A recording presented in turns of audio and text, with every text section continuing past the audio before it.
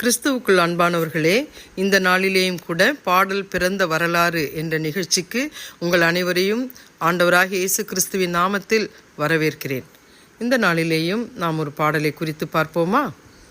அமெரிக்காவில் New York மாகாணத்திலே பிறந்தவர்தான் pheni J Crosby அம்மையார்.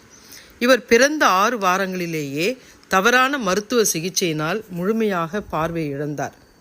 15வது வயதில் New York institute for the blind என்ற நிறுவனத்தில் பயின்று அதன் பிறகு அதே நிறுவனத்திலே ஆசிரியராக பணியாற்றினார். பார்வை இழந்தவராக இருந்தாலும் 8000 பாடல்களுக்கு மேல் இயற்றியுள்ளார். இவரது பாடல்கள் எளிமை, ஆழமான விசுவாசம், மீட்பின் செய்தி, இயேசுவின் அன்பு ஆகியவற்றை மையமாக கொண்டது. இவர் அநேக பாடல்களை எழுதியுள்ளார். அந்த பாடல்களில் பிளெஸட் அஷ்யூரன்ஸ், ஜெபத்தை கேட்கும் எங்கள் தேவா, Jesus keep me near the cross, இயேசுவே கல்வாரியில் என்னை வைத்துக்கொள்ளும், to God be the glory, safe in the arms of Jesus, இயேசுவின் கைகள் காக்க போன்ற உலக பிரசித்தி பெற்ற பாடல்களை எழுதியவர் அருமையான அம்மையார் ஃபேனி ஜே கிராஸ்பி அம்மையார் அவர்கள்தான். ஃபேனி அவர்கள் காஸ்பல் சாங் ரைட்டர்ஸின் ராணி என அழைக்கப்படுகின்றார். 100 ஆண்டுகளுக்கு மேலாகவும் கிறிஸ்தவ ஆராதனைகளில் இந்த பாடல்கள் பாடப்பட்டு மக்களுக்கு ஆறுதலாக இருக்கின்றதாக அநேகர் கூறுகின்றனர். உலக கிறிஸ்தவ இசை வரலாற்றில் அழியாத இடம் பதித்தவர்தான் ஃபேனி ஜே கிராஸ்பி அம்மையார். ஏறக்குறைய 8000 பாடல்களை அவர் எழுதியிருக்கின்றார். இந்த 1869ஆம் ஆண்டு வில்லியம் டி டோவன் என்கிற ஒரு இசை அமைப்பாளர் ஒரு இசையை மீட்டு இதற்காக ஒரு பாடலை எழுதுங்கள் என்று சொன்ன பொழுது அருமையான அம்மையார் அவர்களுடைய உள்ளத்திலே இருந்த இந்த பாடல் Jesus keep me near the cross என்ற பாடலை உடனே எழுதி கொடுத்தார். இந்த பாடலின் அர்த்தம், சிலுவையின் கருகில் விசுவாசிகள் இருக்க வேண்டும், சிலுவை கருகில் கிடைக்கும் ஆறுதல், ரட்சிப்பு, கிருபையை நினைவூட்ட வேண்டும், இயேசு கிறிஸ்துவின் தியாகத்தை மனதில் நிறுத்த உருவாக்கப்பட்டதுதான் இந்த பாடல்.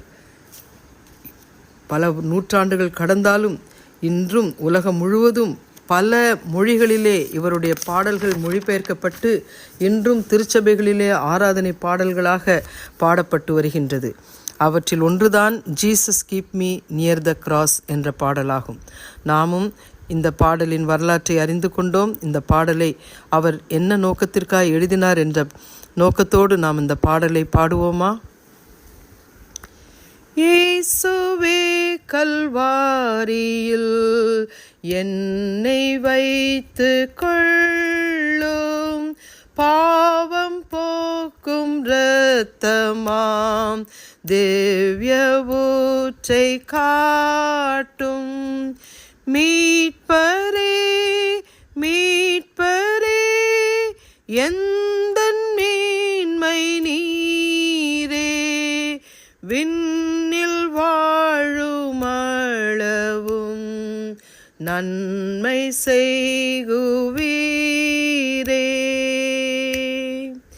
Jesus keep me near the cross, there's a precious fountain, free to all a healing stream, flows from Calvary's mountain.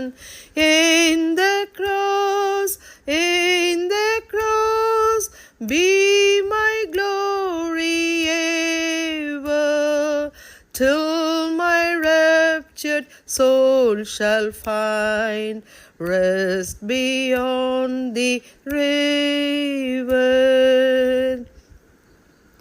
இயேசுவே கல்வாரியில் என்னை வைத்துக்கொள்ளும், மீட்பரே மீட்பரே எந்தன் மேன்மை நீரே, விண்ணில் வாழும் அளவும் நன்மை செய்குவீரே என்ற இந்த பாடலை நாமும் கருத்துன்றி படிப்போம். நம்முடைய வாழ்க்கையிலே கல்வாரி நாதர் எல்லாருடைய வாழ்க்கையிலுடைய பாரங்களையும் ஏற்றுக்கொண்டது போல நம் வாழ்க்கையிலும் ஆண்டவர் ஏற்றுக்கொண்டு நம்மையும் அவருடைய வழியிலே வழி நடத்துவாராக. ஆண்டவர் நம்மளை ஆசீர்வதிப்பாராக. ஆமேன்.